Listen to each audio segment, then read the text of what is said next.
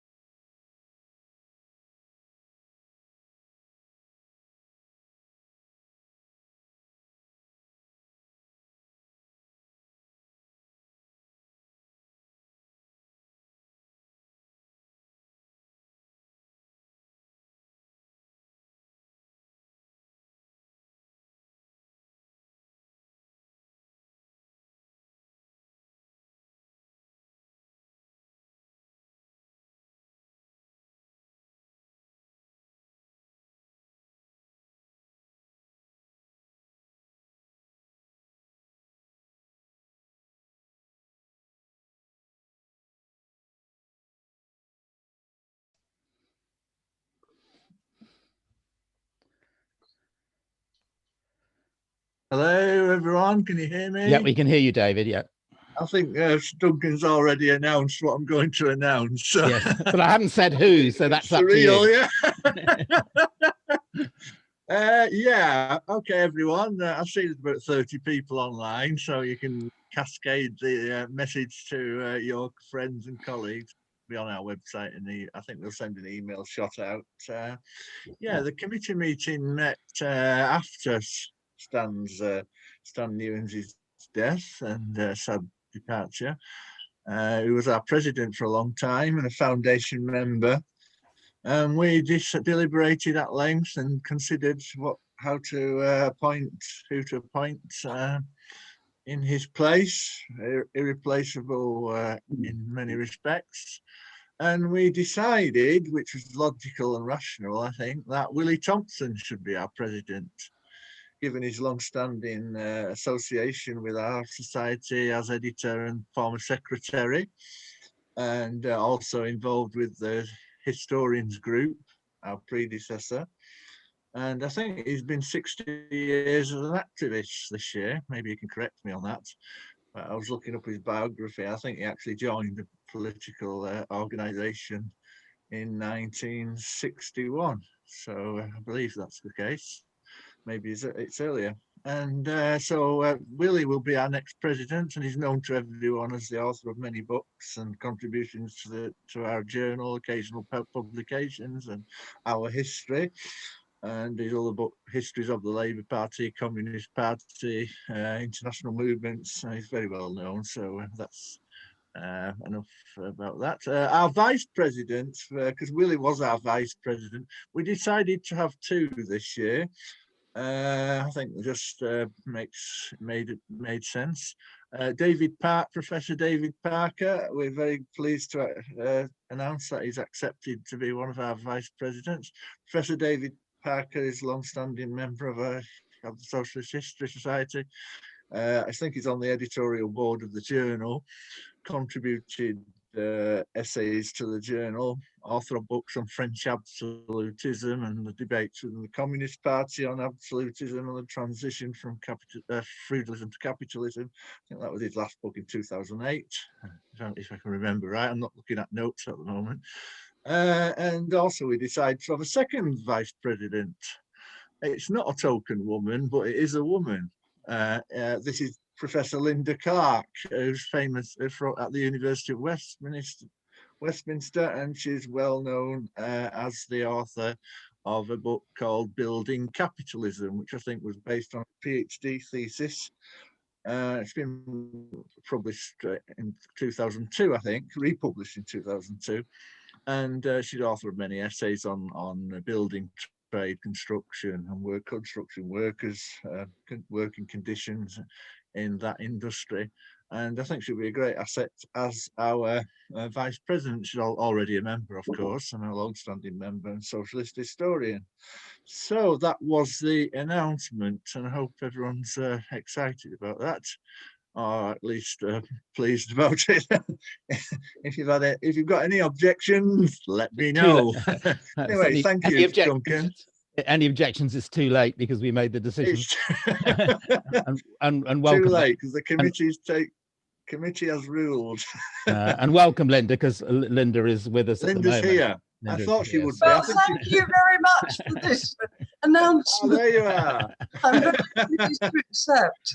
Yeah, I'm saying you're not the token woman because our vice chair is also a woman, and she'd be very offended to be thought otherwise. Well, I'm pleased about that. So I hope you can join our committees maybe when we have them, if you wish. But yeah. It's not obligatory, but you'll of course be very welcome, Linda. You want it to be more than just a token. Thank you. Okay, so I will say a bit more about the society and membership and publications and things right at the end. But we have now a talk from Cyril Pierce. This is Cyril will, I think, give the background to his study, but this is his second book on conscientious objectors, having previously published a book on conscientious objectors in opposition to the First World War in Huddersfield. This new book is much more of a national study, and I understand based on previous work on building up a national register of conscientious objectors. We were just sort of having a chat about, the sort of conscientious objection in the First World War and the issues about further studies possibly being necessary on conscientious objection both later. So it'd be interesting to pick up in the discussion any views or comments on that. Cyril, I think, is going to talk for about sort of 45 minutes. And then there will be questions and lots of time for discussion. As normal with Zoom, if I could ask everybody to keep themselves mute during the presentation, just so that we avoid any background noise. and also that you sort of only unmute yourself when I call you to speak later. So welcome, Cyril. Thanks very much for joining us. And over to you.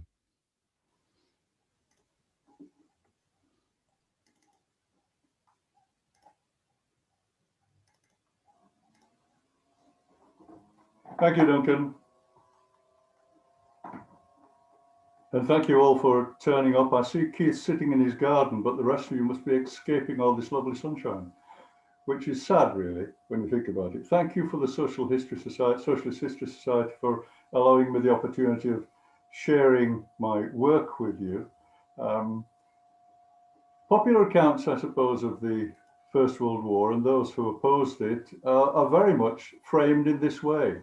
Here are two of the postcards that were circulated at the time of the First World War, which very clearly identify conscientious objectors as perhaps the only opponents of the war, identify them on the right as men of a somewhat attenuated and skinny nature, prepared to wear dresses to avoid service, and others, well, effeminate in all sorts of ways, and I use that term perhaps advisedly, and not the sorts of people who you'd expect to be serving the empire.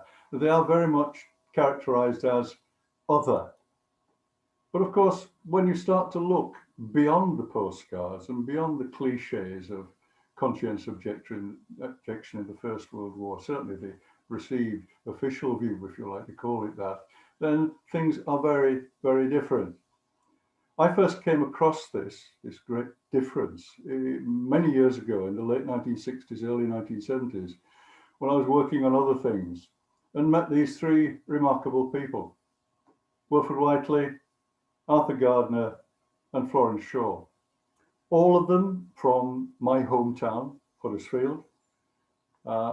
Wilf was at that time, when I met him, in his 80s. He was a conscientious objector in the First World War. He'd spent his life, if you like, in the Labour movement. He came to it from chapel. He was a Baptist, a temperance advocate, very much on the ethical and humanitarian end of British socialism in the years before 1914. And it was that which was the origin of his refusal to fight. Arthur Gardner, in the middle, another man of the left. When it came to the First World War, he was also a conscientious objector. Wilf, fortunately for him, was in a war-exempt occupation in the food trade, so he never had to confront the whole business of courts martial, prison, and the like. Arthur Gardner, on the other hand, very different sort of socialist in Huddersfield. He was a member of the British Socialist Party, characterized himself very much when I spoke to him as a Marxist and internationalist who took the view that the First World War was a war for markets, it was a war for empire, and had nothing whatsoever to do with ordinary working men and women. So he refused to fight. He was court-martialed, sent to prison, and served out much of the war and a number of Home Office work centres, cutting trees in Suffolk, and spending time in Wakefield Prison, which was then a Home Office work centre. I met Arthur and Wilf first, but then some years later, when I was developing the work, I came across Florence Shaw. Here's a picture of her very much as a young woman, and she was part and parcel of that anti-war movement in Huddersfield. Now, all three of them, when I was talking to them about opposition to the war in Huddersfield, said quite simply, and I'm not sure that they colluded on this, they said quite simply that Huddersfield was special. And I set myself the task some years after that to decide or to discover whether that was the case or not. And when looking at the business of Huddersfield in the First World War, a number of themes, strands emerged within the anti-war movement. Here, sitting in the middle of this row here, is Wilfred Whiteley. Those around him are members of the Huddersfield branch of the Independent Labour Party, but they're also members of the Socialist Sunday School. Both the Independent Labour Party in Huddersfield and members of the Socialist Sunday School, certainly the ILP Socialist Sunday School, because there was another one I'll come to in a moment, were decidedly against the war. all the young men of military service age agreed that they would refuse to serve. This was true of the Huddersfield branch of the British Socialist Party. Here's Arthur Gardner. And here on the front row, a very young Florence Shaw, early teenager. This photograph was taken in January 1916, coincidental with the passage of the first Military Service Act and the introduction of conscription. And all the men in this picture, those particularly of military service age, had agreed that they would refuse to fight and have anything to do with the war. One or two of them were full-time shop stewards, local trade union secretaries, Jess Townend here, Fred Shaw, and so they were exempt by virtue of their occupations, but they campaigned against the war. Many of the men here, Arthur, Ernest Littlewood, and others, went to prison. Some of them served as absolutists, refused to have anything to do with the war or all its works, and spent much of the years between 1916 and 1990 in one prison or another. They could look to the local trades council, which met here in the old Friendly and Trades Club, the former Mechanics Institute, for their support. The Trades Council, throughout the war, when it was discussing matters of the war, came out firmly in support of the conscientious objectors and against the war. They were informed in all of this, and much of the campaign was orchestrated in all of this by Huddersfield's very own trade union and socialist newspaper, and not surprisingly, The Worker, the organ of Huddersfield Socialist Party, which was rather more than that. It was ILP, it was BSP, it was supported by the local trade unions and so on. And its editor, George Thomas, and its chief reporter were both conscientious objectors and eventually went to prison as a consequence. And the paper continued to be published throughout the war by a whole series of volunteer journalists, amateur journalists. So far, the Huddersfield picture is very much one of opposition on the left. Not unique in this, but perhaps significant in this. The left in Huddersfield, through the No Conscription Fellowship, the organisation serving the interests of conscientious objectors across the country, through the No Conscription Fellowship in Huddersfield, there was common cause made with local Quakers, and in particular, the leading Quaker family in the town at that time, the Robsons. There were businessmen. They had a dye works in one of Huddersfield's suburbs called Mould Green. There were ardent liberals.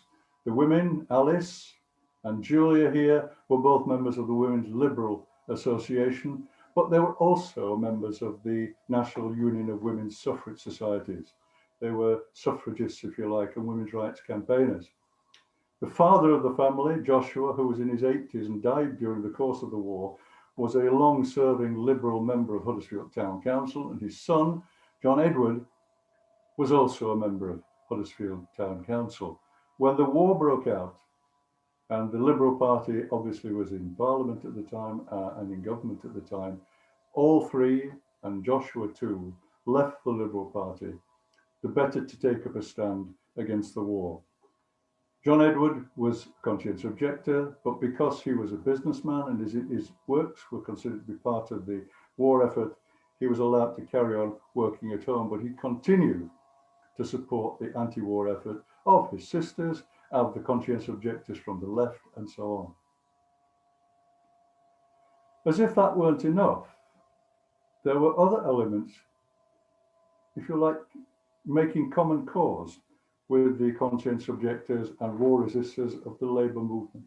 Edith Key, long-time secretary, certainly for the 8 years or so before the First World War, from 1906 onwards, she was the secretary of the Women's Social and Political Union, very much a suffragette, a militant, but a militant from the left. She was ILP. Both her sons were conscientious objectors, and she and many other members of the WSPU in Huddersfield, very much at variance with the national leadership, the Pankhursts, and of course, on the other hand, NUWSS with the Millicent Fawcett. They were very much at odds with them as Joe Vellacott's work has been demonstrating for a little while now. And broader than that, here we have, I thought you'd like to see this because it's part of the cover of the book, but I used it as the cover of the book because this is an extended family from Huddersfield.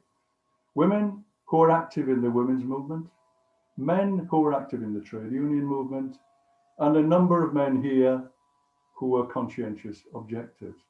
The notion of community in opposition to the war is one which I think is very strong in Huddersfield, and you'll find it very strong in other places too. And that community extends beyond male activists and encompasses a great many women activists too. After the war, as if to add emphasis to that notion of Huddersfield being a special place, the first Labour MP for the town elected in December 1923 was a conscientious objector. All of that I summarised in Comrades in Conscience.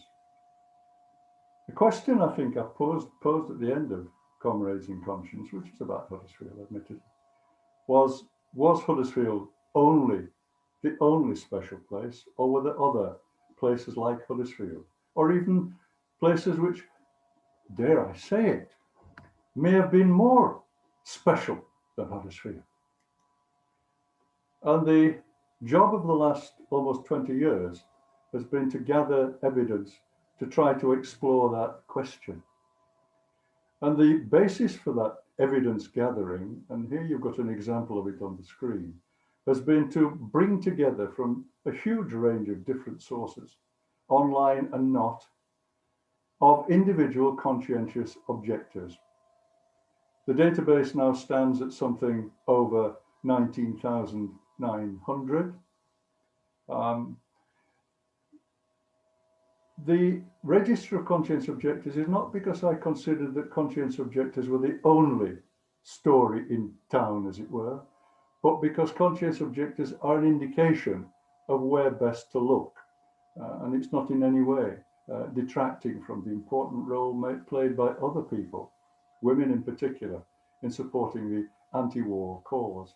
The data that's gathered, as you can see, constitutes names, addresses, whereabouts they are in broader detail, what local authority they come from, what they did for a living, whether they were married or single, how old they were when conscription was introduced, and various other fields of data, which tells about where they appeared before tribunals, what happened to them, where they were in the army, whether they're court-martialed, what prison they served in, and so on. Huge amount of data. As I say, 19,900 plus individual data sheets of conscientious objectors. And it's possible using this data to place conscientious objectors in their own home patch. It becomes more complicated when you're dealing with university towns. I've torn my hair out on many occasions trying to decide whether Cambridge undergraduates should be placed in Cambridge or whether they should be placed in their own home area. The same applies to Oxford, Edinburgh, and many other places. I've applied a sort of rule of thumb whereby if they appear before a tribunal in Cambridge, then they're Cambridge. If they appear before a tribunal in Manchester, then they're on the Manchester list. So it's fairly arbitrary in that sense. We can then identify the numbers of COs per local government area. Local government area is important because that's where we get other data about populations. And it's possible using the 1911 census to combine CO numbers with the number of eligible men, in other words, men between the ages of 18 and 40 eligible to serve. And using the two together in a bit of crude arithmetic, I've created things I've called a CO index. Huddersfield's specialness is made up of 121 COs and 6.41 COs per 1,000 of eligible men. I won't go on about this for too long, it gets terminally boring, but that's, if you like, the starting point. When you start to do that to all the local government areas across the country, it produces some very interesting numbers. And I don't want to get too preoccupied by the numbers because some of them cause all sorts of difficulties, and some of them beg all sorts of other questions. But here we are. Here's some examples of those numbers. Bristol. And I have to say, and I know Lois is in the audience this afternoon, but I have to say, and Bristol colleagues will be happy that I'm saying this, that Bristol is the most special place for conscience objectors in the whole of Britain. There were 427 of them or thereabouts, and that gave a CO index nicely ahead of Huddersfield's of 6.93. Surprisingly, next in the tables, Croydon. I'll be saying a little bit more about Croydon in a minute or two. 190 COs with a CO index of 6.76. And then we've got others with an even bigger CO index. Hornsey, for example, is still bigger than Huddersfield's CO number and has a CO index of 9.67. Rochdale, and I do find this is very embarrassing as a Yorkshireman to have to admit that Rochdale has more COs. It also has a much higher CO index. York, 126,804. That's been the basis of the work in the new book, which came out last September, Communities Resistance. I'm not going to try to give you a guided tour of the whole of the contents of Communities of Resistance. What I'm going to try to do here this afternoon is to share with you some of the edited highlights, if you like, of what's emerged in the new work. Let's look first of all at places I've called hotspots. You can look across the range of CO numbers across Britain and find those places which stand out in their own local region as being a bit special, as if you like, hotspots for opposition to the war. Of these, I've chosen to look a little more closely at 3 this afternoon. Bristol, I couldn't really not study Bristol, or at least look at Bristol. City with a population of 357,000, CO index of 427, and so on. We've seen that already. Croydon, somewhat smaller, still bigger than Huddersfield, whose population was about 107,000 in 1911. Croydon's population of 169,000, bigger number of COs, bigger CO index than Huddersfield. And here's a more interesting one, I think. Aberavon and Britton Ferry, 2 closely connected local government areas in Glamorgan in South Wales, had between them 110 COs. Now that's lower than the Huddersfield score of 121. But when you look at the CO index, 35.61 COs per 1,000 of eligible men. A really substantial CO index worthy of exploration. And I'd like to say something about that this afternoon. With the help of geographers in the School of Geography at Leeds University, we've expressed these various numbers in maps. Here are the maps for Gloucestershire. That's the whole of Gloucestershire County. This is the map in which, and by the way, it's subdivided into local government areas. Bristol's right down here with this big red dot, as you can imagine. It's subdivided into all its urban districts, its municipal authority, its urban districts, its rural districts, and so on, and of course the city, which is Bristol here. That, in a sense, may simply reflect the underlying population, as you would expect, certainly here in Bristol. But if you then express the CO index using this colour coding in all these local government areas, the picture changes. Bristol isn't the most outstanding one. It's certainly the biggest one in lots of ways. You've got other little red spots. Kingswood, a mining suburb of Bristol, very high CO score. But Bristol stands out as being of significance. The question is, why? What was going on in Bristol? Is there anything going on in Bristol that parallels or even exceeds what we've found going on in Huddersfield in the years 1914 through to 1918 and beyond? I suppose there is, in the sense that one of the dominant forces, in fact, the dominant force in the anti-war movement in Bristol is reflected in this couple, Bertha and Walter Ailes. Very much ILP. Walter Ailes, an engineer, an ILP organiser, trade union organiser already by 1914. He was a member of Bristol City Council as an ILP councillor. The ILP in Bristol and its growth before 1914, very much attributable to the energy and charisma of Walter Ailes, and to some extent that of his wife, Bertha, too. They had rather begun to outshine the much more long-established socialist presence in Bristol, the Bristol Socialist Society, which by 1914 was rapidly becoming moribund, becoming very conservative with a small c, and on the whole, insofar as one can tell, was very much of the Hindmanite patriotic socialist tendency within the left at that time. Interesting too, when we start to look at Bristol, is the importance of women. Bertha Ailes, obviously, important part of that. One of the outstanding women, however, in the Bristol anti-war community was Mabel Tothill, after the war, a Labour candidate for the ILP for the Bristol City Council.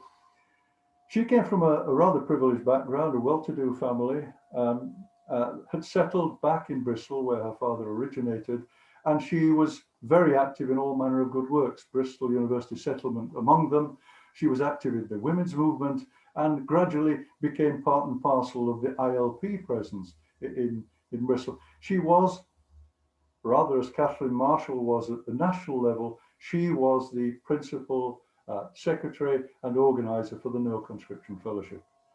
Many of the CEOs from Bristol who served time in prison expressed their appreciation of the support that Mabel had given them during their time in prison and during the time of their trials, if you like, back home before the Bristol Military Service Tribunal.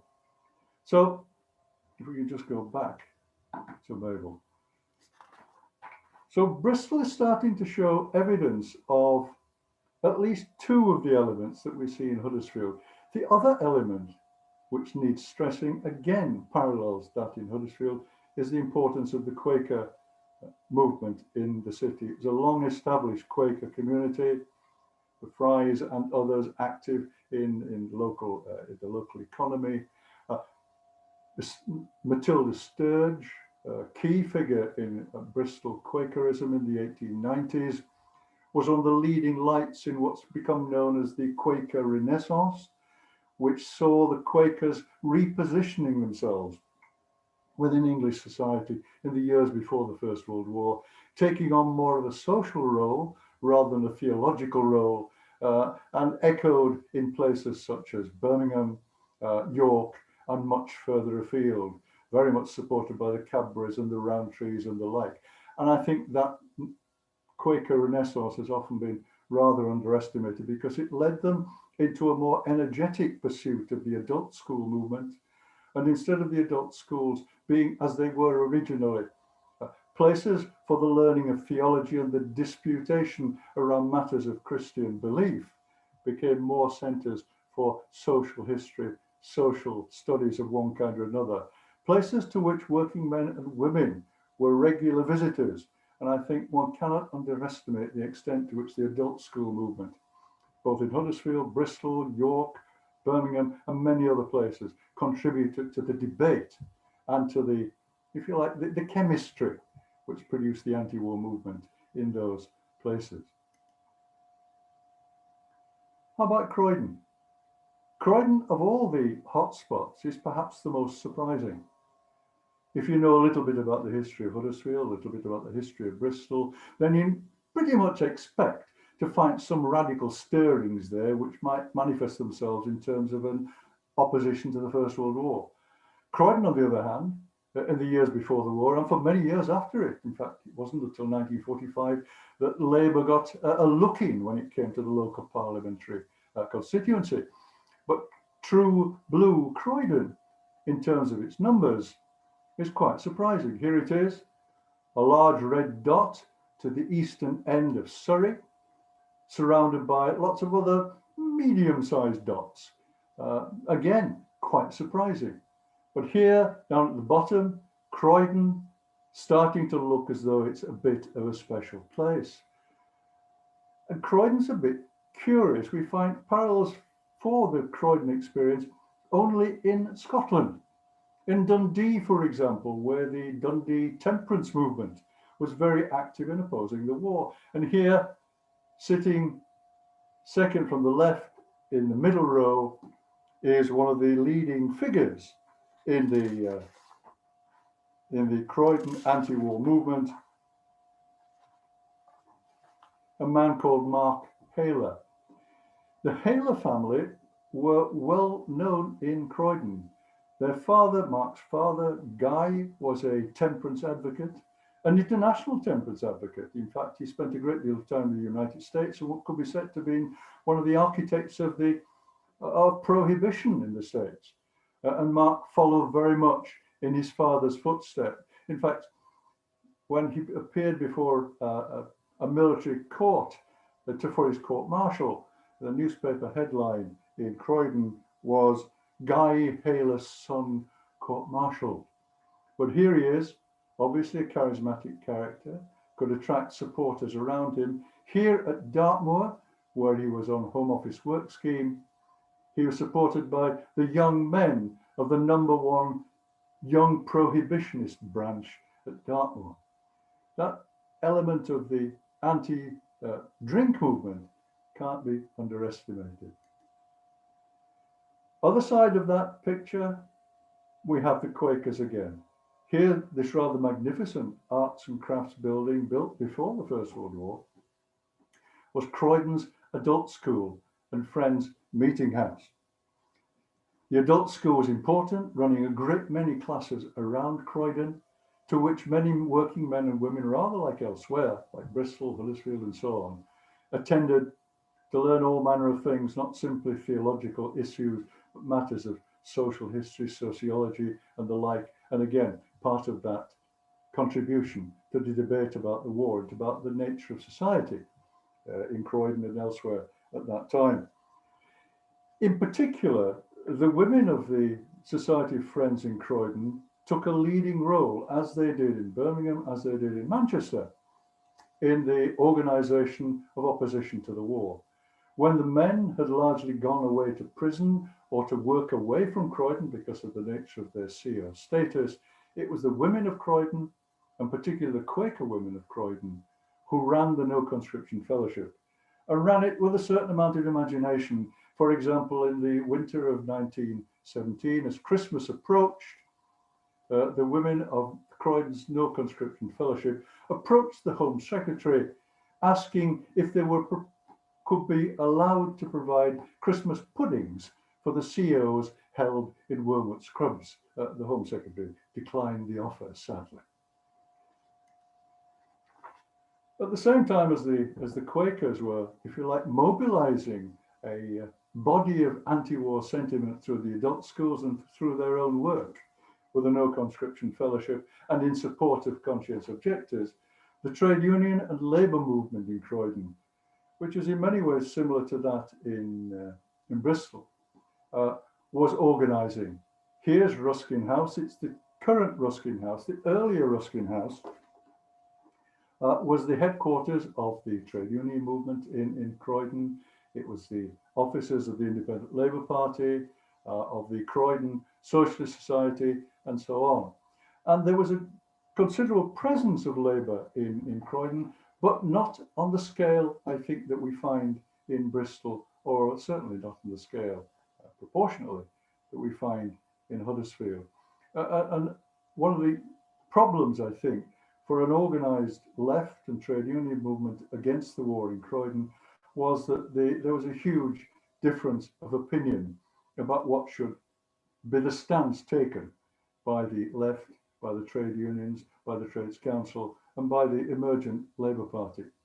In fact, one of the key figures in the Labour Party in Croydon at the time of the war, some of you of a certain age may remember Malcolm Muggeridge, who is Malcolm Muggeridge's father, Henry, who was a key figure in Labour during the course of the First World War and much later than that, eventually becoming a member of Parliament, but he was a staunch patriot.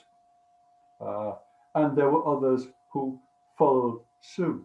But there were others within the broad left in Croydon who took a different view. An interesting combination of members of the Independent Labour Party, of the Socialist Labour Party, of anarchist groups of one kind or another.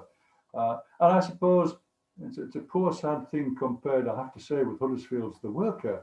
But this was the, if you like, the newsletter of the Croydon's anti-war left during the course of the First World War. As you can see, it's handwritten and was for at least 18 months before it was actually published in printed form. And the man doing all the handwriting was a chap called Harry Jones. Harry Jones, very much an activist among the ILP in Croydon at that time. So Croydon, very different from Bristol, very different from Huddersfield, but yet with an anti-war movement that achieved some size and some significance in the wartime politics of Croydon, of true blue Croydon. If we then look at the other of the three hotspots I selected for us to look a little more closely at, Aberavon and Britton Ferry, here they are, next door to each other in the heart of Glamorgan. And then we look at the way the CO index shows up on the maps. Here they are, red hot, Aberavon and Britton Ferry. There's another hotspot here, but I've chosen to look at Aberavon and Britton Ferry, home of Port Talbot Steelworks, home of great tin plate works and so on, and home of a working class community in which there were no Quakers. There may have been individual Quakers, there was no Quaker presence at all parallel to the Quaker presence in Croydon, in Huddersfield, in Bristol, and in many other larger places. Population of the two areas combined was about 100,000, but nevertheless, no Quaker presence as such. We're dealing here in Aberavon and Britton Ferry with an almost entirely working class, socialist, anti-war community. But it's a socialist anti-war community that's very much of the South Wales variety. Britton Ferry's Jerusalem Baptist Church was an important part, if you like, of the culture of dissent and radicalism in that part of the world. Not all the chapels in that part of the world supported the anti-war movement. In fact, rather the opposite. Many of them were staunchly attached to the Liberal Party and supported the Liberal Party and the war position, the Liberal Party's position on the war throughout 1914 through to 1918. But here, at Jerusalem Chapel, the Reverend Rhys Powell and his wife Elizabeth were key figures in the anti-war movement, Elizabeth being the leading light in this part of the world in the Women's Peace Crusade. So there are three hotspots, all very different and all with very different emphases, if you like, in the nature of their anti-war culture and their anti-war communities. There are some parts of the country where you can scan the maps and you'll see more than just one hotspot standing out, but quite a lot of them and quite a lot of almost hotspots. Three of them immediately stand out: Lancashire, Middlesex, and the West Riding of Yorkshire.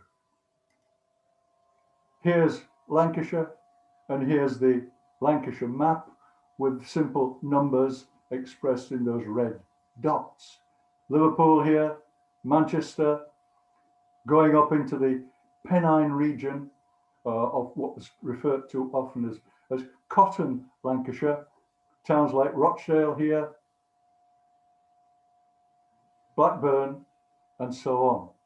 Manchester, although its CO index is not particularly startling, had a substantial number of conscientious objectors, and within it, an extremely well coordinated and well organized and well supported anti-war community. Again, very much like Bristol, supported by Quakers, many of them women, supported by women trade unionists of one kind or another, as Alison Ronan has reminded us all. Very much, if you like, the epicenter of Lancashire's anti-war community, which spun out into the Pennine regions And as we can see, in particular, here into Pennine, Lancashire, into Nelson and into Rawtenstall, two of the hottest hotspots, if you like, in Pennine, Lancashire. Nelson in particular, very much like Aberavon and Britton Ferry, it was a working class community. Again, there was historic Quaker presence in that part of the Pennines, but we find very little in the way of Quaker participation in the anti-war movement in Nelson. Here, the magnificent stained glass windows for the Nelson Independent Labour Party's Socialist Institute. Socialism, our hope, written over there. I'll draw a line at that and move on quite quickly. But it was also the home of Clarionites, not Blatchford Clarion supporters, but Clarion supporters of a different kind, anti-war supporters, and they still have this splendid countryside centre in Newchurch in Pendle, just outside Nelson, which if you're travelling in that part of the world on a bike or hiking, then you can call in any Sunday during the season for a cup of tea and a sandwich of whatever kind you like, bacon or otherwise.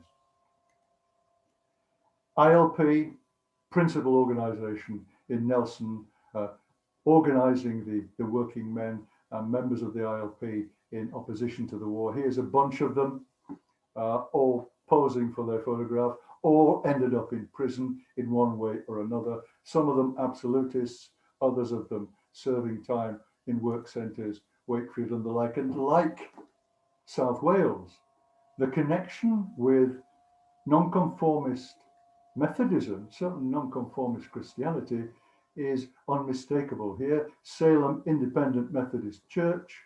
When all other public buildings during the war were denied them by the local authority and by private proprietors who didn't want to have public meetings by the anti-war community in their premises, Salem, which had a meeting room which held 900 to 1,000 people, you can get the sense of the size of the Independent Methodist Church here in Nelson, was host to many of the anti-war community's meetings throughout the war.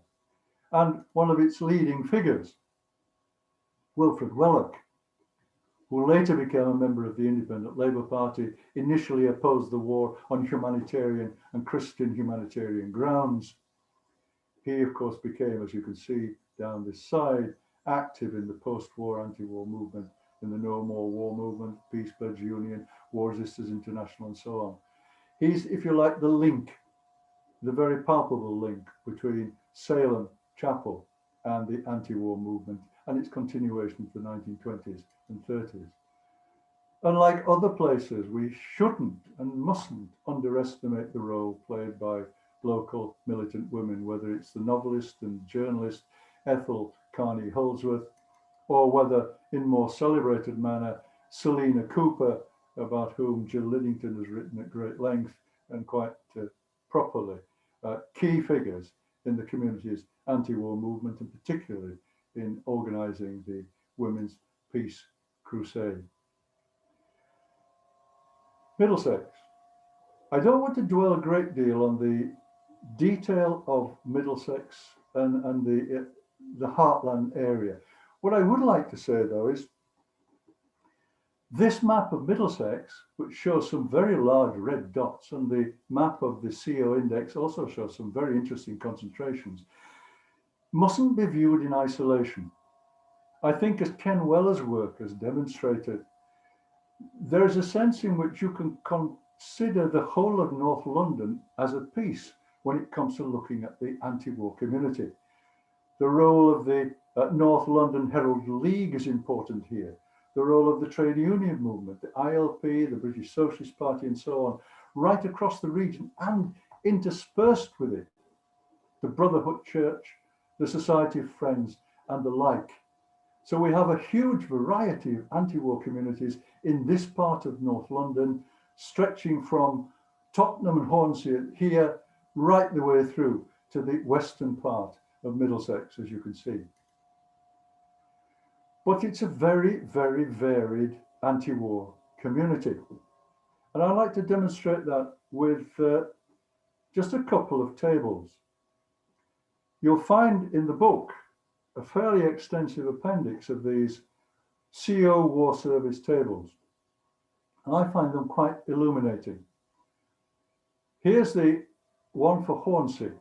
You can see here the total number of conscientious objectors. We've got the conscientious objector index here. So no change there. When we start to look at what happened to the COs, what they were prepared to do, and what the tribunals decided for them, while we don't have data of that kind for 20 of these 136, you will find some were given absolute exemption, probably because of the reason of their religious affiliation. One I found was considered physically unfit. 35 of them, out of this 136, were sent to the army and court-martialed. 18 of them became absolutists. And alongside them, we've got men joining the Friends Ambulance Unit, being prepared to serve in the non-combatant corps, being prepared to serve in the Royal Army Medical Corps, being prepared to do work of national importance of some kind, some of them even relinquishing their conscientious objection and joining up. These two figures at the bottom, I think, are important. I've divided these into resistors and cooperators. Here in Hornsey, 25% of the COs were resistors. They refused to have anything much to do with the war, served time in prison, work centres and so on. But 57% were prepared to do their bit. If we look at Willesden, on the other hand, much larger number, bigger area, lower CO index. But if we start to look at these numbers here again, the resistors and the cooperators, and clearly in Willesden, a much more working class area than Hornsey, still very much an industrial suburb in North London, very much organised along working class trade union lines, a very strong branch of the British Socialist Party, which was against the war. You'll find 44% of the Willesden COs were resistors, as against just short of 40% who were cooperators. A very, very different sort of CO community. And we'll find that scattered right across the country. So there's no direct parallel between different CO communities. There's a parallel, I suppose you could argue, between Willesden, Nelson, and Britton Ferry, but the rest, much more various. And finally, back to my home territory of West Yorkshire. Again, there's a great deal we could say about York, about Leeds, about Bradford, about Sheffield. But the interesting thing when you look at the map of CO index here in Yorkshire is this. Right in the north of the county, bordering Lancashire, in fact, over the Lancashire side of the Pennine, a watershed, Settle Rural District. And within Settle Rural District, two settlements, historic Quaker settlements at Bentham, High Bentham and Low Bentham. Very high CO index, unlike, or rather in contrast to Nelson and to Britton Ferry and Aberavon, which were staunch, working class, ILP, trade unionist, no Quaker influence. The Benthams here in the northern part of the West Riding, almost entirely Quaker in the constitution of the anti-war community, supported by the local Quaker employer, Charles Ford. Interestingly enough, for those who like family connections, he was the cousin of Isabella Ford from Leeds. He was an employer. He was the principal No Conscription Fellowship organizer. And the story I like to tell, and forgive me if you've heard this story before, is that he ran classes for conscientious objectors preparing to appear before a tribunal in Low Bentham Meeting House. So much so that the tribunal meeting in Settle, after a long day of dealing with conscientious objector objections to military service, stopped one in his tracks and said, look, Have you been to one of Mr. Ford's classes? He admitted he had. Case dismissed, no exemption.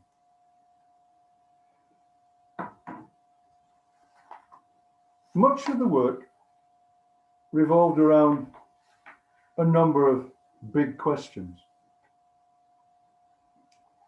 The one of them, of course, the biggest question of them all, was, were there other Huddersfields? I think the numbers suggest very much that there were. The second question was, who were these people who were opposing the war? Clearly, they came from all sections of society. Quakers, particularly women, important here, as well as men from organised trade unions, from the left, and from, if you like, from the more radical elements of the Liberal Party. What was their reason for opposing the war? And again, a huge range of reasons for opposing the war, from those who did it, like Wilfred Willock, initially simply because he felt that killing contradicted his basic Christian principles, all the way through to the Arthur Gardners of this world, who thought that the war was about the class struggle, and the only class struggle he was interested in was between working men and capital. He wasn't particularly prepared to take up arms against German workers or Austrian workers or anybody else that his bosses told him to take up arms against. And then we have a whole variety of nonconformist fragments, such as the Christadelphians, the Jehovah's Witnesses, at that time the International Bible Students, Plymouth Brethren, who also took an anti-war line and served in various ways, or refused to serve in various ways. So the diversity, I think, within the anti-war movement is huge.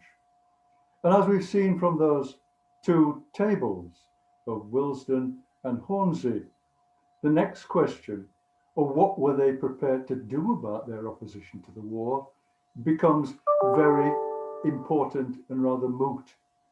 Some were prepared to have nothing whatsoever to do with the war. Others were prepared to join the Friends Ambulance Unit, the Royal Army Medical Corps, or what have you, and support the war in their own way. It's hardly a movement, given its diversity, that was likely ever to stop the war. And in that sense, I suppose you could argue very simply that it failed. On the other hand, and here's the reason for this final picture, in 1924, in January, in the aftermath of the 1923 election, a special banquet took place in the dining room, or one of the dining rooms of the House of Commons, which was attended by new members of Parliament who had served time in prison for their beliefs and their actions before the war or during the war. Some of them were suffragettes who became members of Parliament. Others, and 15 of the men in this photograph, had been conscientious objectors. Indeed, in the 1923 election, at least 35 men and women who were staunch opponents of the First World War stood as candidates and were elected. By 1929, well over 90 candidates were selected from an anti-war background, and of them, 51 were elected members of Parliament. The long-term consequence of the opposition to the war, you could argue, was the emergence within the Labour Party of another internal opposition. Thank you. Right, thank you. Thank you very much, Cyril. That was fascinating, and I'm really impressed with the kind of local studies that you did, as well as obviously the number crunching analysis, but some of those images of local ILP groups and CO groups I hadn't seen before, so brilliant to see those. Okay, right, thank you very much. If now we can move on to questions. So you can either use the hand up function on the reactions or hand up in your Zoom, or wave at me on the screen. I'll just remind colleagues that we are recording this. Right, Andrew Bolton first. So thank you very much, Cyril. Great presentation. I really enjoyed your book, by the way. Hi, thank you for that. And My question is, so it's a non-conformist resistance, a working class, and so on. Were Anglicans in any way significant as a presence, as conscientious objectors? The presence is fragmentary, I think, is the best way of describing it. Individual Anglicans did leave the Anglican community and tended to drift into the Society of Friends. It's almost impossible to quantify that.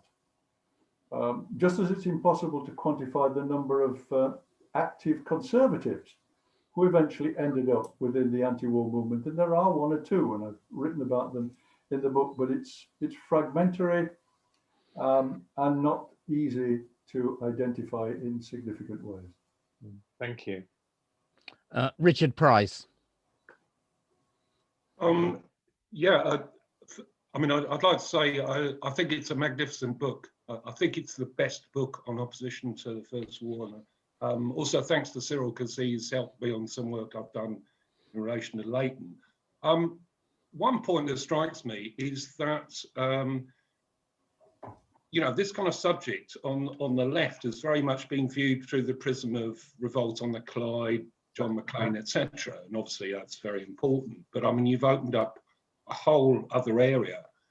On the left, it's not uncommon to find people who sort of viewed it through that prism, who think that COs basically had it pretty easy and they didn't fight for revolutionary defeatism, and it's all sort of measured against, you know, what Lenin wrote, although in fact, that line didn't have a majority in the Bolshevik Party, never mind anywhere else.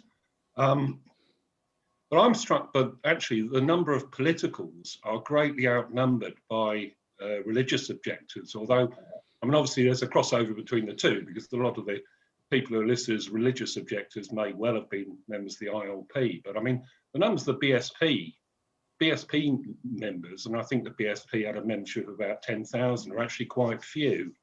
I wonder what your thoughts are on that. Yeah, I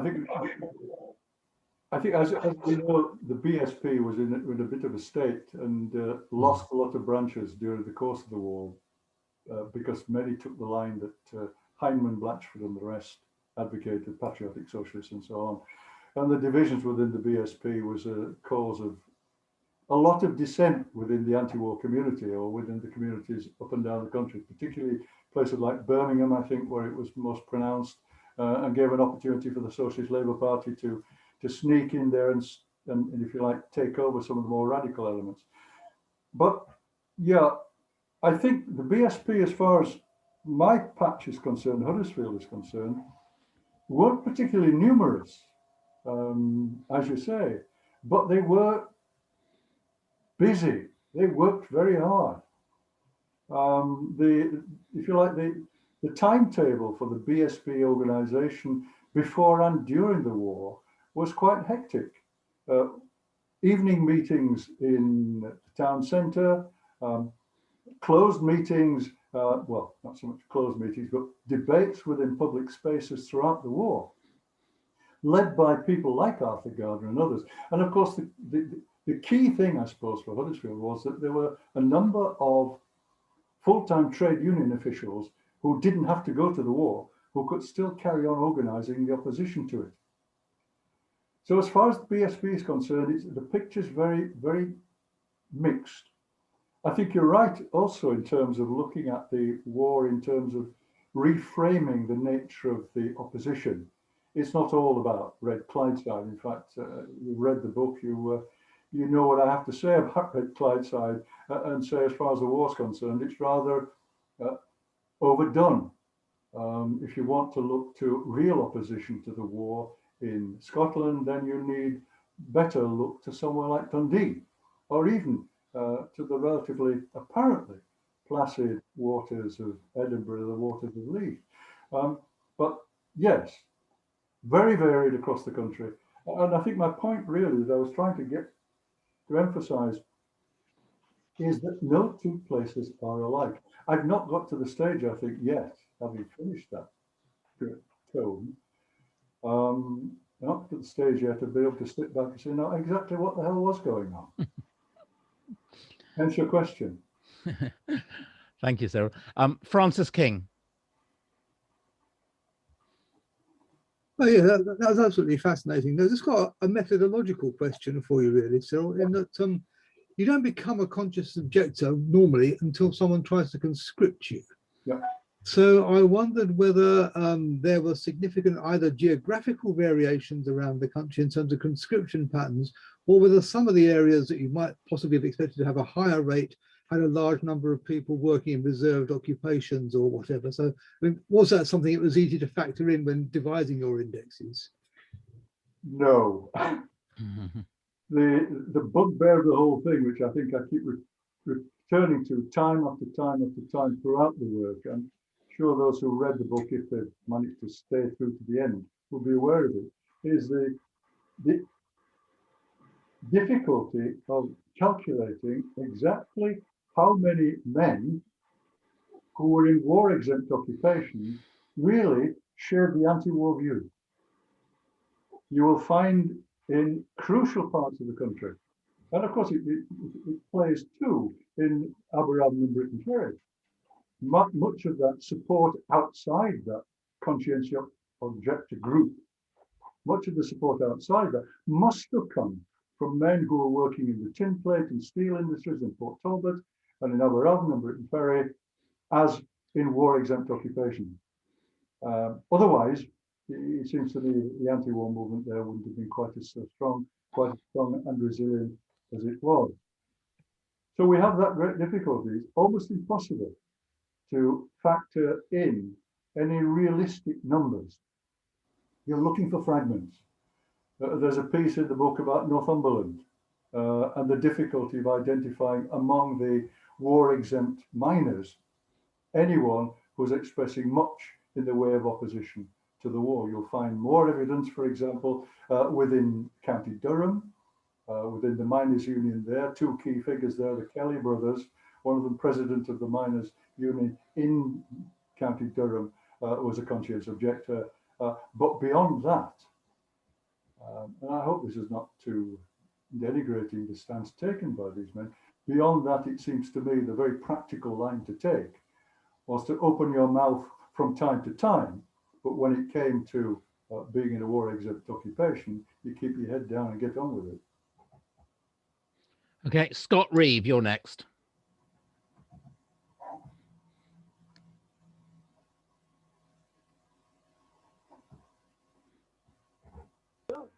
Oh, can you hear me? Yes, we can, Scott. Yep. Good. Thanks, Duncan. Seriously, are you aware of the Secretary of the Woolwich ILP? Now, the Woolwich ILP was based amongst the Arsenal workers. Many of the Arsenal workers were there because they were religious objectors to war, and because they were occupation. Now, the Secretary of the ILP, when he was called up, he went along, refused to put on a uniform, refused to sign any papers, and he was sent to the guardhouse. Eventually, they sent him for disobeying officers' instructions to put on a uniform, and he was sent to Wormwood Scrubs for 18 months. After 18 months, we'll be saying it happened again, exactly. And there was there, of course, must have been always a tension between the religious objectives and the revolutionary socialist people around the ILP, who would never consider themselves conscientious objectors. They were fighting the class war. Okay, thanks, Scott. Did you catch most of that? Fragments of it. difficult to respond really. First thing I think needs to be said is that you will find, particularly where Christadelphians are concerned,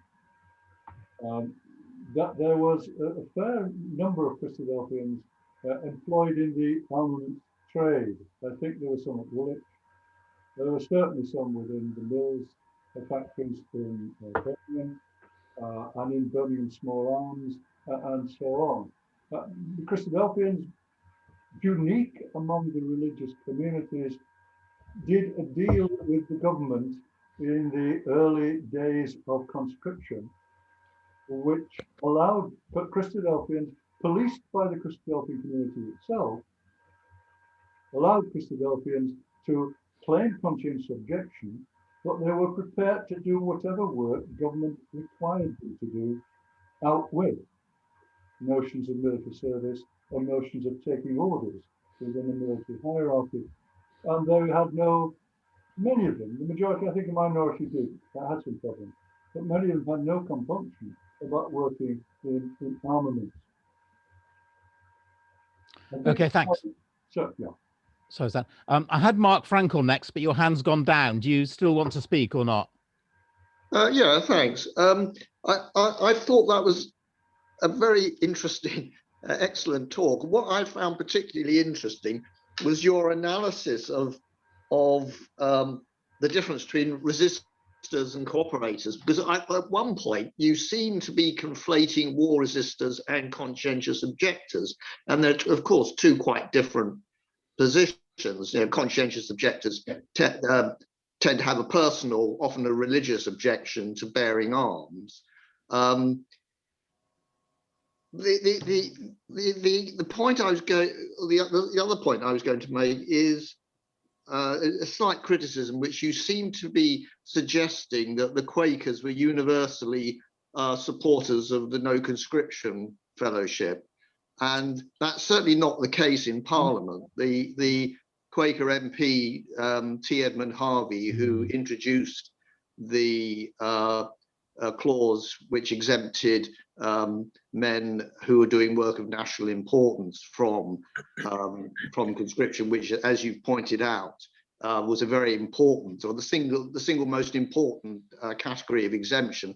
He crossed swords with the NCF over the very question of alternativism, because as I understand, the NCF opposed alternativism and opposed conditional exemptions. Yeah, so those are the points I was going to make. Okay, Cyril? Wouldn't disagree with that. I mean, Ted Harvey was a stalwart supporter of conscientious objectors throughout the war. And he spoke up for them in Parliament, asked questions that were provided for him by Catherine Marshall and all the rest of it. So in that sense, he was a broad supporter, but there were differences of view. He served on the code. It's just upstairs, isn't it? Sorry? Sorry, somebody's still got their mic on, so can you mute yourself? Can't see who it is. And of course, within the Society of Friends, there were those that the Kennedy, the historian of the Society of Friends, has identified as war Quakers. The matter of the war wasn't universally opposed by Quakers. You will find within Quaker communities right across the country those who disagree with the Quaker peace testimony. Part and parcel of the Quaker Renaissance I mentioned earlier on was the notion of pacifism. Well, that didn't go down particularly well with every Quaker community. One of the intriguing things I find is, which it reflects this, is that of the men who joined the Friends Ambulance Unit, albeit to do humanitarian work and to help the wounded and so on and so forth, about 20 left the Friends Ambulance Unit to take a more determined stance against the war. In comparison, 80 of the 1,500 men in the Friends Ambulance Unit left the FAU to join the army, to take up arms. It's a small reflection of the deep divisions within the Society of Friends. The interesting thing, as Kennedy argues, is that what the war did for the Society of Friends was to clarify its peace testimony, and in the years after the war, for the Society of Friends to lose its war Quakers and for it to become altogether a more radical organisation, a more socially orientated organisation, and in many ways a much more political organisation. So Ted Harvey was in the middle of all of that, as were the Cadburys, as was the Roundtree family in York. Okay, thanks. 3 people I've seen wanting to speak, so I'll take them in this order. Keith Flatt first, then Nick Matthews, then John Lascelles. Keith. Yeah, thanks. Fascinating book, and you know, obviously I'm very familiar with the North London picture. Ken Weller's book, Don't Be a Soldier, of course, Ken sadly died not so long ago, paints a fascinating picture, and the fascination is not just, to be honest, with the anti-war people, but understanding what life was like for people that were on the left in that period, who they were, what they were doing, the kind of ideas and meetings they had. We don't tend to see so much of that. We often learn about interesting figures, great men, and more recently, thankfully, women as well, or organisations. So just understanding what was going on at the grassroots and how all this fitted together and who talked to who and who didn't. It paints such a fascinating picture of what was going on, and when people look at it, they often compare to the what goes on now. But one interesting point, and I don't know how far you've been able to follow this up, is what the legacy was. Because if you look at, for example, at North London, in North London, the thing I think was focused really on Finsbury Park, and I think Ken Weller points out at the end that once the war was ending, the big proliferation of groups trying to recruit and organise and push particular perspectives. But in North London, certainly, and argue as to how far it was related, you saw develop a very large presence of the Communist Party. Hornsey also saw on an infinitesimally smaller scale was part of the origins of British Trotskyism, and that carried on right the way through, really, until the late 80s, with large presence of that kind of organisation.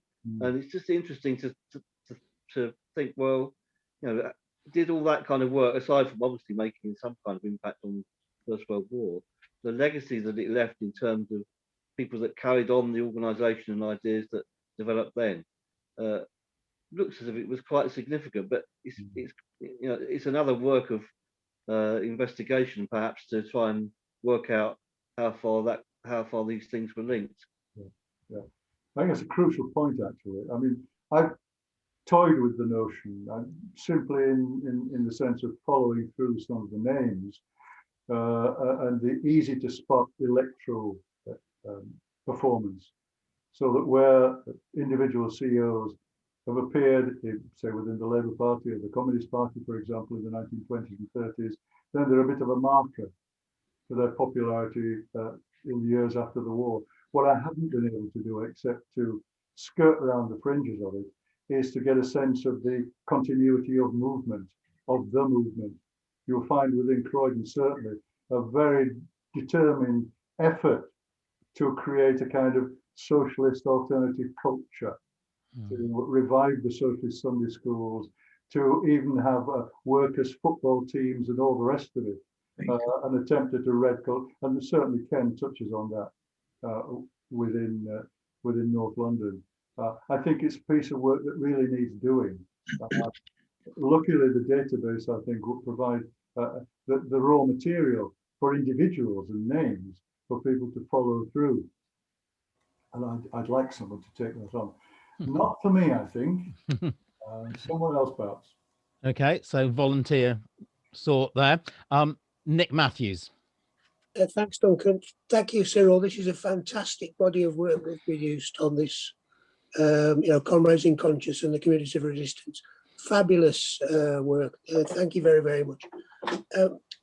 My question is to something that I've noticed that seems to be missing, although I think it must be there somewhere, in the sort of Venn diagram of organisations and communities of how they fit together. You know, it could be a Quaker and a member of the ILP. Yeah. You know, it could be a trade unionist and, you know what I mean? So they're not separate, exclusive communities. They're overlapping, interlocking communities. Yeah. And the sort of group that seems to be missing to me is cooperatives and cooperators. Yeah. Because the Women's Guild particularly was very divided on the war. And I think the war itself had a great radicalising process. It started off, you know, it was going to be over by Christmas. And so the resistance to it was not as big as perhaps it should have been. And as the war went on, the attitudes changed. And I know the cooperative movement was radicalised by the First World War, partly with the way Asquith treated the profits of the cooperatives during the war, but also the way the conscription worked in local communities, where a lot of the conscription boards were, this is the argument we cooperators put forward, whether it is true or not, I've never been able to check, which is why I'm asking you, is that they were dominated by private shopkeepers. And there was a case in Scotland where the entire workforce of a cooperative, the male workforce, was conscripted, and all of their horses, because people forget the horses were conscripted as well. So they had no people, and they had to send one of the men back, because it turned out when they got him to the conscription board, he was only 14. But they'd obviously taken the payroll list of the co-op to take him out. Now, for the women, this was great because they filled all the vacancies in the co-op, and the women got the jobs, and it completely changed, and the women got radicalised in the war. Yeah. But I wondered, you know, what the role of sort of organisations like the Women's Guild and, you know, the cooperative societies, which were much more prevalent, much widespread. You know, there would be individual societies in these towns that you pointed out as hotspots. I wondered if you'd uncovered any correlation between the sort of points I'm making there. And thank you very much for this work. I really do appreciate it. I think as far as the cooperative movement's concerned, it very much reflects the nature of the broader movement locally. For example, in Nelson, the cooperative society was very important, and you'll find joint membership. You'll find, for example, Selina Cooper in Nelson, one of the key figures in the Women's Peace Crusade, was very active in the cooperative movement, as she was very active within the women's trade union movement in the cotton industry in that part of the world. You'll find similar overlaps between the cooperative movement and the ILP in South Wales.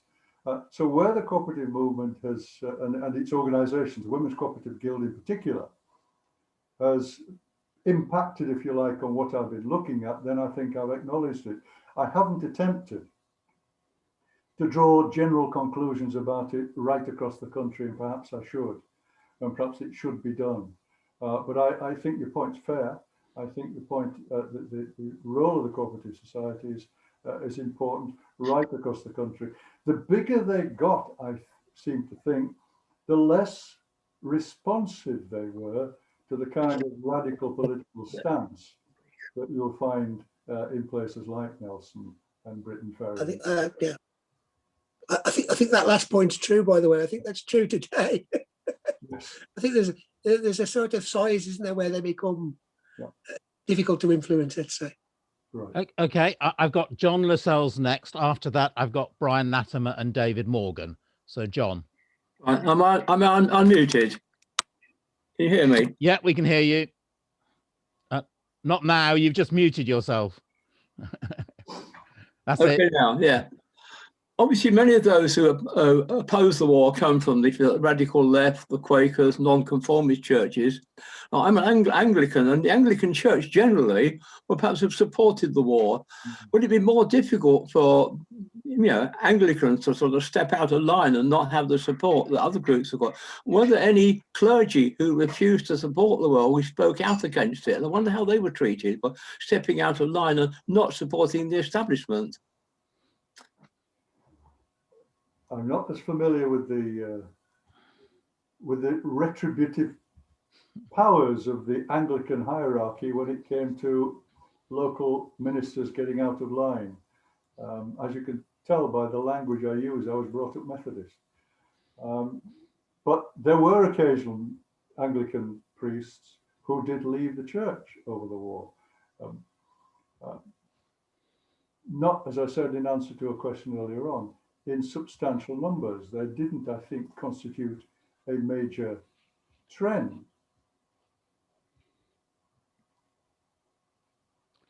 Okay, Brian Latimer next.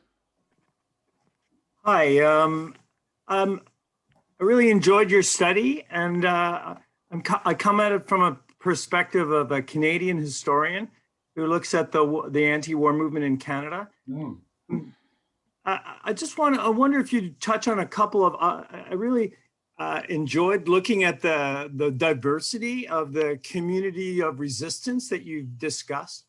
Have you part of the Canadian experience that I haven't heard you talk about is the idea of resisting the war by running away, by becoming a fugitive and hiding in the woods, supported by communities. I'm not talking about hiding by yourself. I'm talking about hiding with groups of people while the community feeds you and supports you.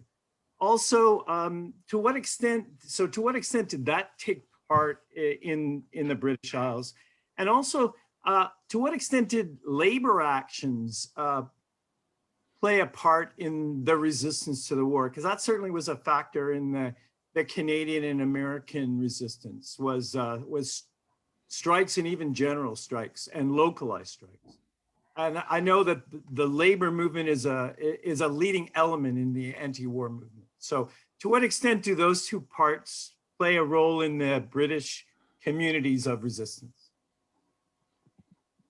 Well, if you get yourself a copy of the book, you'll find that the penultimate chapter is called On the Run.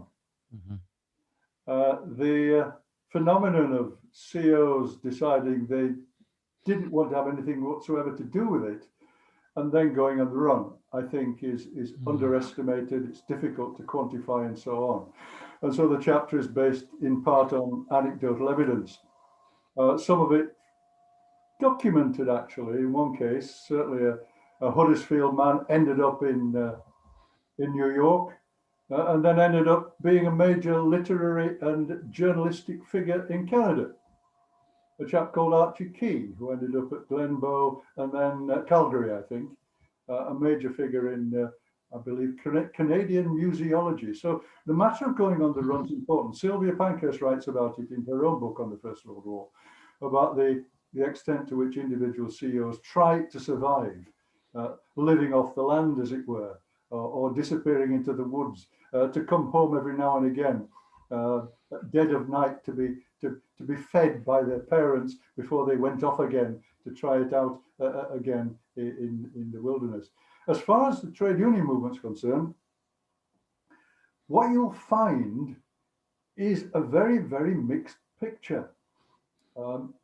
Some trade unions, certainly organized at shop level, had a very dim view of CEOs, particularly when those CEOs were allocated to work with them as part of their work of national importance. Certainly by 1918, you'll find strikes cropping up here and there. Bibbies, for example, in Liverpool. You'll find hospital workers in Sheffield going on strike briefly in order to persuade, in fact, tell the authorities, we don't want CEOs here. Now, that's not just a matter of opposition to CEOs. It's a matter, I think, in part, because by the summer of 1918, the barrel was being scraped to get more men into the army. This is when, of course, the age range was extended, not from 18 to 40, but now 18 to 50. And men who thought their age was virtually going to exempt them from military service were finding that the conscription process was swinging awfully close to them by 1918. And the fear was that if more CEOs were employed in industry and work of national importance, then they would be used to displace men who thought that they would be exempt from military service. So we have a very interesting and at times very murky picture when it comes to 1918 and growing there in 1917.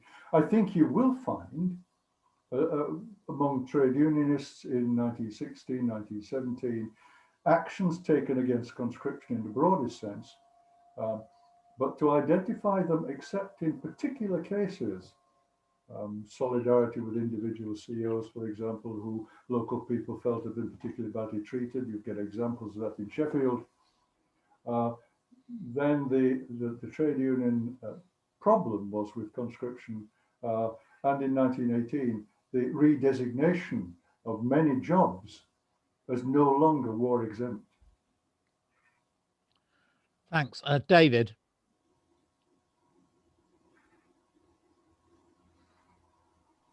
Thank you. Thank you for that lovely talk. It's very stimulating. I think you've focused on the diversity of the anti-war movement or the conscientious objectors communities, but you've generally tended to stress the ethical and religious components, which is very good. The nonconformist movement is the backbone of it. But what could you say something about the secularists and the non-religious people who were active as anti-war activists and anti-war war resistors and conscientious objectors? I'm thinking of maybe writers and intellectuals such as I know Lytton Strachey and the Bloomsburys were anti-war. Well, Lytton Strachey was definitely anti-war.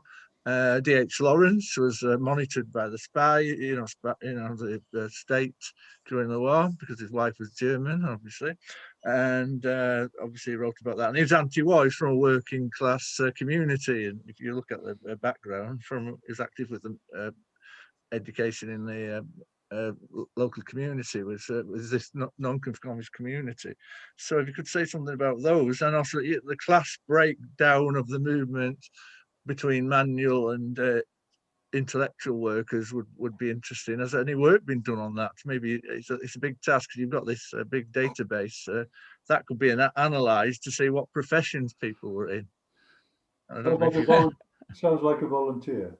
I think Cyril needs an assistant on some of this. I particularly need someone who's skilled in matters of IT and knows how to design and construct a website for the database so that everybody can dip into it, play with it. If you want to use the database at the moment, you've either got to contact me and I can send you a copy of it. Okay. No problem with that. You'd need to have access, Microsoft Access loaded onto your machine to start with. Otherwise, I regularly update copies of it with colleagues in Friends House Library. And for those who live north of Watford, there are copies regularly deposited with the Working Class Movement Library in Salford. But the answer, I think, to all of that is eventually to get the whole thing online so that everybody can use it.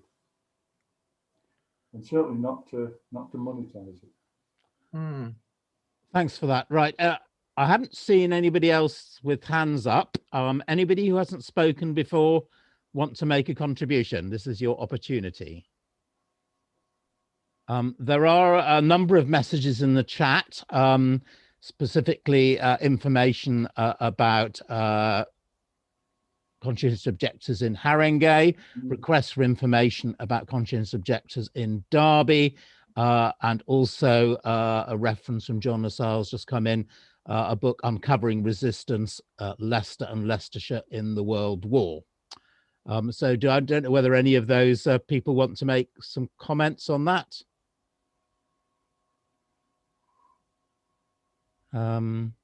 Haringey was from Joanna Bornat. Derby was from Chloe Mason. Anybody want to say anything more? It's all right, you don't have to. Okay. Right, does that draw it? John Lassalle's is waving a volume on the screen. Right, should we draw that to a close then? Cyril, do you want to sort of make any concluding comments? I'll put it down. Just thank you very much, everybody, for being so complimentary about the work and for posing me so many tricky questions. There's lots more still to do. I mean, there's no way in which the book's definitive. It's, if you like, at the beginning of something else. I was hoping, and I still am hoping, that it may prompt a whole new set of local studies of anti-war communities up and down the country. I've only scratched the surface. Okay, so it's 550 pages worth of scratching. But nevertheless, I've only scratched the surface. And the comment made earlier on about Leicester, I feel still very guilty that I haven't dealt with Leicester as I should have in the book. It's a very important anti-war centre. But when I was putting things together, it was a matter of refining. What could I do that would make sense, and what would I have to leave out? Sadly, in the cutting process, I even had to leave out about 10,000 words on Sheffield. I do apologise to Sheffield comrades for that, but there's a piece on Sheffield looking for a home.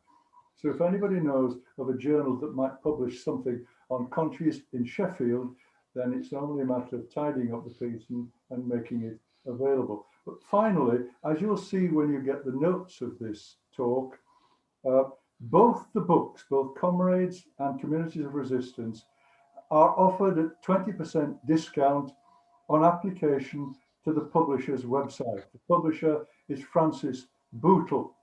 And if you use the code Socialist20, then you should get your 20% discount. Thank you. Thanks so much. I've just noticed that one question's just come in on the chat for Friot Tesfaye. Thank you, and I'm very sorry I joined late, but was there any people from the colonies in anti-war resistance?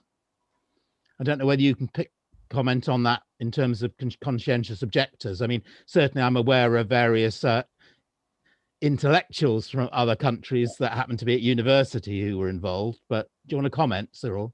Not really. I mean, the only known colonial, if that's the right way to describe him, is a rather shadowy figure, a West Indian man who was alternately either a carpenter or an actor, or an out-of-work actor doing jobbing work as a carpenter, who was taken under the wing of Dr. Salter from Bermondsey, because he was having a hard time in prison. But he's the only known example of a colonial CEO who got caught up because he was living here at the time when qualification in the conscription process. Yeah, if I remember correctly, Rajani Palm Dutt, who was at Oxford University, was a conscientious objector and was processed by the India office. I can't remember what happened to him at the end, but there may well have been others of that kind who were students from... Both the Palm Dutt brothers were processed in that way. That's right, yeah, thank you. Right, okay, thanks very much, everybody. Just a couple of things about the Socialist History Society. Those of you that aren't members, you really ought to join. You get these events for free, but the membership is £30 for individual membership, £35 European membership, and £40 if you're in the rest of the world because of differences on postage. Thank you, Francis. Our treasurer has put that information on the screen. There are obviously concessionary rates for pensioners and other people entitled to concessions. In terms of what you get for your membership, as well as obviously the notifications of all our events, so whether they're on Zoom or in real life, hopefully again soon, you get our academic journal, Socialist History, and Francis, the editor, assures me that Socialist History 59 is back from the printers and will be on its way to all SHS members soon. You get 2 copies of the journal a year. You are also entitled as a member to what are normally 2 occasional publications published each year. The latest publication is being held up. I was just about to do it, but David has done it before me. Writers on the Left in an Age of Extremes, Edgell Rickwood, Anna Seegers, Carlo Levi, and that's written by both David Morgan and my co-chair, Greta Sykes. And the launch of that occasional publication is our next event on 6:30 on the 29th of May. Again, it will be online, similar arrangements to this afternoon. but please note that one is at 6:30 and not 2 o'clock. So do register for that, and you'll get all the link details. In addition, you get our newsletter, normally a couple of times, sometimes more a year. The latest issue went out to our members a few days ago. So, and that also, we are seeking from members and others any contributions to the newsletter. Ideally, you know, papers on what research you're doing. Tell us, you know, whether you've got a new book out. Again, on our website, Socialist History Society website, we put details of publications by members and other announcements. I've also been asked to announce an event from the London Socialist History group. I just wrote it down on my scribble note, but I've now covered it in notes of the discussions. Keith, if you're still with us, do you want to give the details of that? Yeah, it's Monday at 5:30 via Zoom. Details are on the Institute of Historical Research website. You just click on that and fill a brief form in, and they'll send you the. It's Stella Dazzi on women, black women and slavery and resistance. She's written a well-regarded book on that. That should be quite an interesting seminar to and very relevant as well in the age of Black Lives Matter. Not something, perhaps unsurprisingly, that seems to get discussed much at the IHR. So we thought it was important to have it on. Yeah, thank you. Thanks very much, Keith. Right, any other announcements anybody wants to make before we draw the meeting to a close?